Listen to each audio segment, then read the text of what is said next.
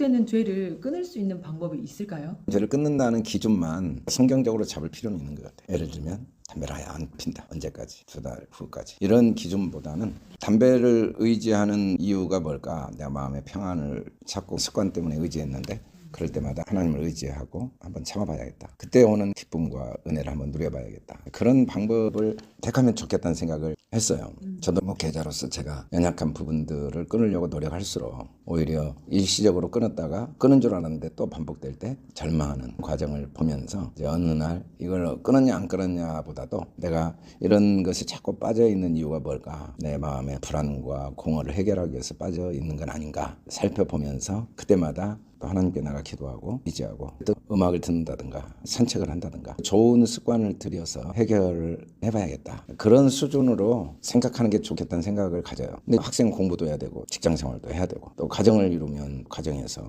각자 역할이 있는데 내가 기존 해야 될 걸 안 할 수는 없잖아요. 그걸 다 하면서 내가 가지고 있는 나쁜 습관을 끊는 데 너무 집중하다 보면 스트레스가 쌓이고 삶의 질이 확 떨어지고 여러 가지 부작용이 생기죠. 끊지 못하는 자신에 대한 자, 대부분 나쁜 습관을 끊지보다는 사람들의 90%는 평소에 자기에 대한 실망감, 자기 자신에 대한 불신, 나는 별 볼 일 없어, 희망이 없어. 그런 것들이 무의식 중에 깊이 새겨지다가 생기는 게 중독이라고 보거든요. 근데 자신에 대한 이제 가치관이 회복되면 중독도 자연스럽게 끊어지는 경우가 많아요. 아주 쉽게 이야기하면 옷을 깨끗이 입은 사람은 아무 데나 앉질 않아요. 그리고 혹시 앉았다 하더라도 바로 털거든요. 옷이 더러워진 사람은 어차피 더러운 옷이니까 아무 데나 앉고 더러워져도 그냥 그대로 가고 그런 것처럼 자기에 대한 실망이 큰 사람들은 중독으로 인한 부작용이 별거 아닌 거예요. 근데 자기에 대한 정체성이 견고하게 회복되면 나는 부족한 게 많아도 하나님이 나를 너무 사랑하시고 또 내가 정말 부끄럽고 아쉬운 시간을 보내왔지만 하나님께서 그걸 다 합력의 선을 이루시니까 희망을 갖고 사람들은 나에게 기대를 안 해도 나는 나를 기대하고 내가 하나님 자녀다 라는 정체성이 견고하면 조금씩 중독에서도 벗어나는 것 같아요. 자기가 중독인지 모르는 사람도 있단 말이에요. 알려줘도 잔소리로만 생각하고 그렇죠. 싸움밖에 되지 않으니까. 학생들 교육하면서도 학생과 부모님들이 오면은 자기는 중독됐다는 생각도 안 하고 있고 인간관계에서도 습관이 잘못돼가지고 부모한테나 가족한테 함부로 하고 그런 이제 모습을 보면 부모님들도 굉장히 답답해하고 학교에서 당장 도와주기를 바라는 마음을 갖고 오는 경우가 있어요. 사실은 본인이 그 인식 자체를 못하고 있잖아요.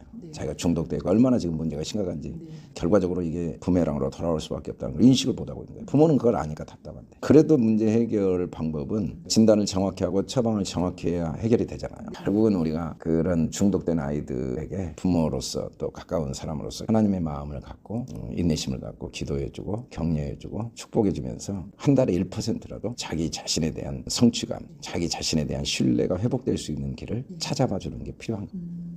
아무리 적은 것이어도 시간이 지나면 이게 가속도가 붙거든요. 내가 다 해줄 필요는 없지만 몇 가지만 마중물이 되어줘도 그 안에서 다시 좋은 습관들이 나올 수가 있어요. 우리가 무너지기까지 오랜 시간이 걸린 게 아니에요. 몇 가지가 막 마중물이 돼서 확 무너지거든요. 그래서 아주 훌륭한 아이와 심각한 문제 아이를 양쪽에 놓고 보면 차이가 많지가 않아요. 아주 작은 차이가 눈덩이처럼 커져서 여기까지 온 거예요.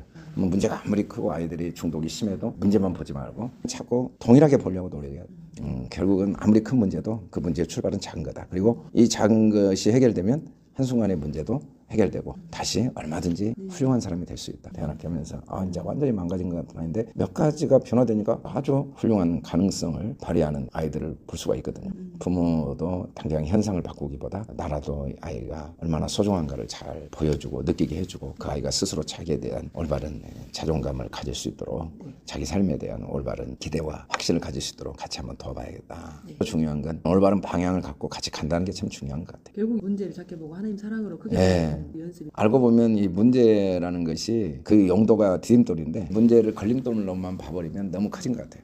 네. 문제를 눈앞에 갖다 놓으면 너무 커지는데 문제를 발밑에 놓고 보면 디딤돌이 되어서 문제가 참 가슴 아프고 안타깝지만 그것 때문에 더 내면이 성숙해지고 하나님과 더 가까워지게 된다는 점을 항상 의식하는 게 중요한 것 같아요.